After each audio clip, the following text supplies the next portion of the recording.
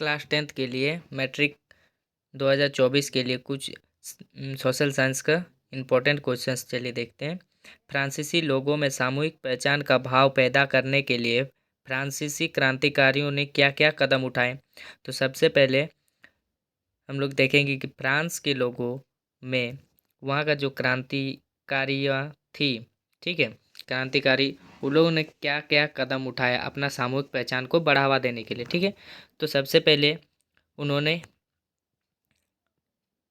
क्या क्या देखते हैं चलिए। फ्रांस के नागरिकों में सामूहिक पहचान अथवा एक राष्ट्रीय के नागरिक होने का भाव पैदा करने के लिए फ्रांसीसी क्रांतिकारी द्वारा निम्नलिखित या नामांकित उपाय किए गए। देखिए कुछ पॉइंट्स दिए गए हैं कि क्या क्या उपाय किए गए हैं। सबसे पहला पॉइंट क्या है, नए राष्ट्रीय ध्वज का निर्माण किया गया।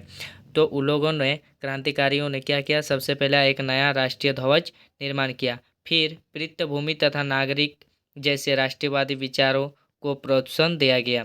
फिर क्षेत्रीय बोली के स्थान पर फ्रेंच को जन सामान्य की भाषा बनाने का प्रयास किया गया। चौथा पॉइंट, नागरिकों के एक समान अधिकारों का समर्थन किया गया। सबको एक समान अधिकार दिए गए। फिर सभी नागरिकों के लिए एक समान कानून बनाए गए। आंतरिक आयात निर्यात शुल्क समाप्त कर दिए गए तथा नापतोल की एक समान व्यवस्था लागू की गई। उसके बाद एक और इम्पोर्टेंट क्वेश्चन से, क्या नाम था उसका, नेपोलियन बोनापार्ट कौन था, ठीक है। तो नेपोलियन बोनापार्ट जो था एक महान सेनानायक था। कहाँ का, फ्रांस का।